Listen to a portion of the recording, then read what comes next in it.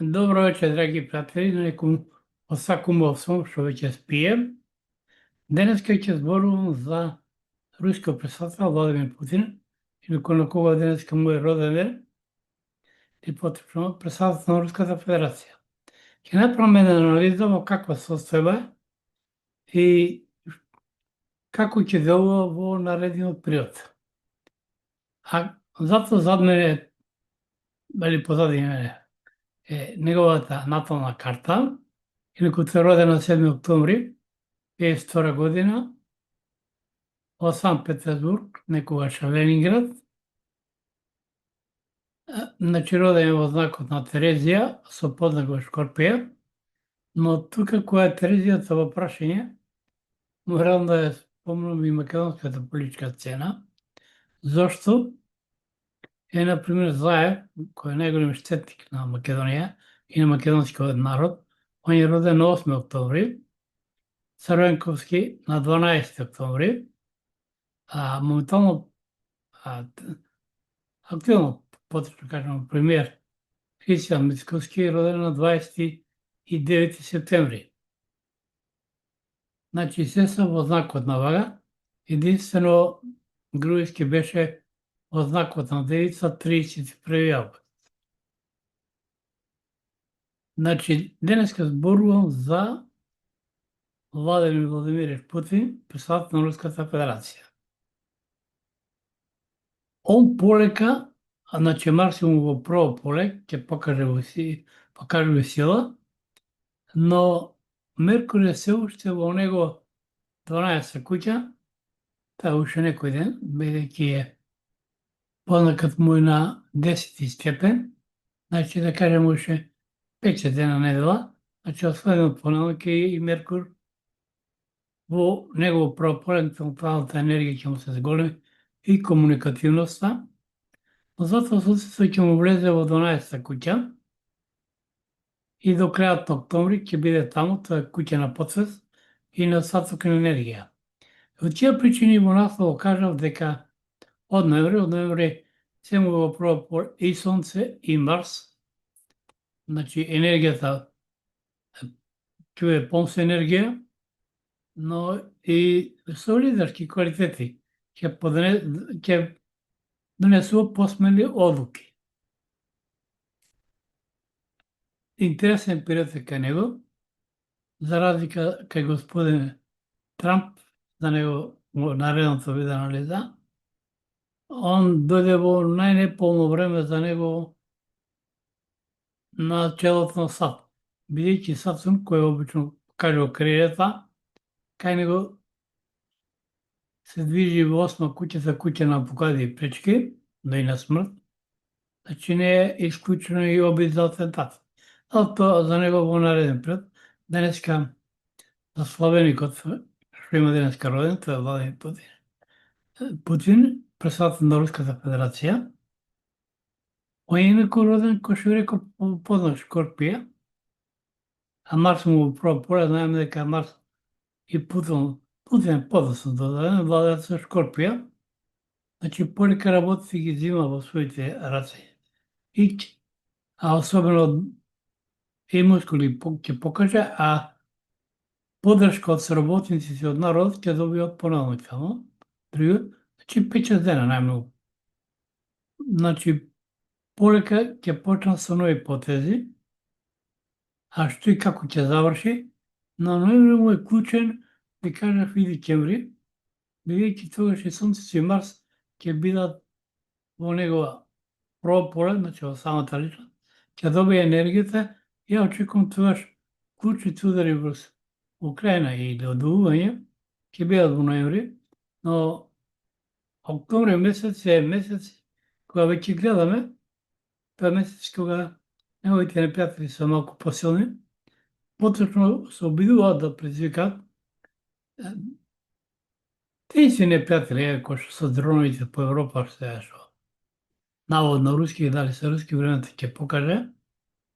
Јас не можам да тврдам ни едно ни друго, бидејќи тоа и во Данска и во Полска, значи се зголемува реториката антируска, но малку е касно, бидејќи Ево многу мои анализи кажат, Русија поседува скоро 2/3 од светските природни ресурси, земја што може да живее сама.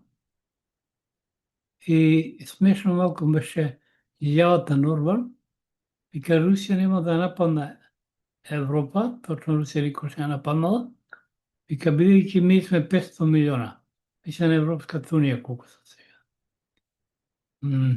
Инаку, треба да се знае една работа, ова е целокупен Запад, во војна е со Русија, не Украина, бидејќи ова е трет обид преку Украина да се влезе и порази Русија. Првиот обид беше со Наполеон Бонапарта, вториот со Хитлер, а третиот се обидот преку Украина, поточно со Зеленски, но Зеленски седи на две столчиња. Интересна работа, русите може да завршат брзо работа, но не ја завршија. Кај нив има една поговорка: бавно го седлаат коњот, но брзо трчат и долго трчат. Значи, они се навикнати на долги војни.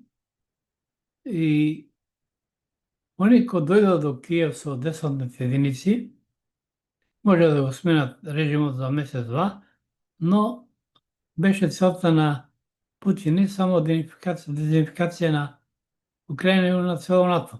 Се испразнат магазините и да видат со што располага. Така и најновите ракети Томафак што се летуваат, тоа ќе биде буквално учество на американците во судирот, себе индиректно ќе биде директно, бидејќи со тие лансерски рампи ракуваат американците, така да може да се затегне ситуација до несакани последици. И оно што се случува исто на Блискиот Исток, ја на Израел би му дал совет, Нетањаку да ја нагазат топката, бидејќи полека и арапскиот свет и муслиманскиот џихад се подготвува, а самиот Нетањаку и пред него многу премиери има дадено изјава, вика, ми имаме најголема колонија на светот, тоа е САД. Така да потезите што ги влече САД, тоа го влече и еврејското лоби. Но сега погумно по самите нив, особено со Газа, бидејќи светот до сега поред Холокаустот ги сожалуваше, сега ги осудуваат сите и затоа дојде до нагло признавање на Палестина. А дали како се ќе видиме. Значи, кој што рекол, Путин е роден во знакот на Терезија, со поднак Шкорпија, моментално се уште Сонцето му во 11 куќа, тоа политички друженија. Значи, во моментот кога разговараше со Трамп, Алјаска му беше во 11 поле, што беше повеќе од поволно за него.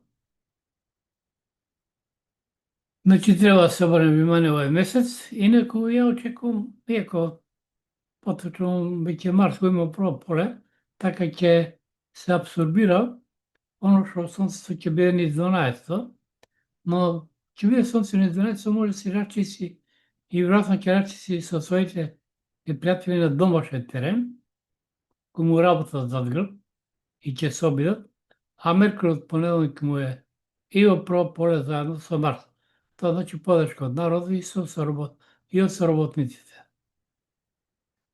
Значи, заклучок, ја очекувам ноември, декември да бидат клучни и не случајно, мислам за фронтот во Украина и за Западот. Они само стварат психоза, Западот нема оружје да се разбереме, нити војска. Ви гледајте што се случува на Западот. Оно што се случи и на Рим. Рим не пропадна од друго, него пропадна од народи што се засувува, ко сега миграциите што ги прават по Западот, така домоцилно население веќе се губи и во Велика Британија, и во Германија, па чак и во Америка, и Канада. Така да, прашање Европа дали колку има војска, бидејќи они се подпира на помошта или заштитата што би ја добиле од САД. предстои период кога многу политички сцени на светска политичка сцена ќе се сменат, мултиполарниот свет доаѓа и оно што не сме во Европската унија за мене е добро сега, како аналитичар. Сега се преговараат повеќе да нема со консензус, него со мнозинство и не е чудо сите одеднашка да ги примат. Ако почувствува дека предстои можеби некој конфликт со Русија, кој ги меси Америка, инаку Америка и Русија никош не војувале до сега, а вселенска војна е добија Русија, он има тамо нуклеарки кои кружат постојано, како и подморници. Па слично нешто имат и, ама не у американците, они тек сега работат на хиперсоничните надворниците ракети кои руците веќе ги имат. Интересен е период, но не е убав. Ја не би рекол дека убав, но што и како ќе заврши. Ја неизменно и на Нетањаху би им дал совет да ја нагадат топката, да не идат понатаму, бидејќи може да се случи да бидат избришани. Оно што Исус и го кажа, кога влезе во Иерусалим, и кога рече Иерусалим, едната му беше работа, бидејќи не е позна, твоите судици ќе те разучат и нема да бидеш на ово место. И втората негова изјава, или поточно, предвидено беше кога рече Бог или татко ми ќе го уништи 12 израелски племења. Ја во многу мои написи кажав на мојата веб страница и на YouTube канал, дека евреите или еврејската заедница треба да внимава на муслиманскиот џихад. Трамп ако не ја запрече војната со Иран, Израел ќе беше готов, бидејќи клучни институции беа уништени, као на МОСАД и другите. Тие причини им велам да нагадат топката, не е нивно време, бидејќи Америка се наѓа во еден банкрот, не може да изгласат ни новото финансирање, така да многу ќе останат администрацијата без работа, бидејќи не може да се донесе новиот инвестициони фонд или оно што треба да одржува државата. Драги пријатели, толку беше за сега, малку сум изморен, ќе ме извинете. Тоа да пиење, ви посакувам добра ноќ, а оние што има желба или да убав сон, да ме следат, можат на YouTube да притиснат на копчето subscribe или претплати се бесплатно, и ако се допаѓа видеото да стават лайк. Значи, убав сон со Македонија и со Затолот напред.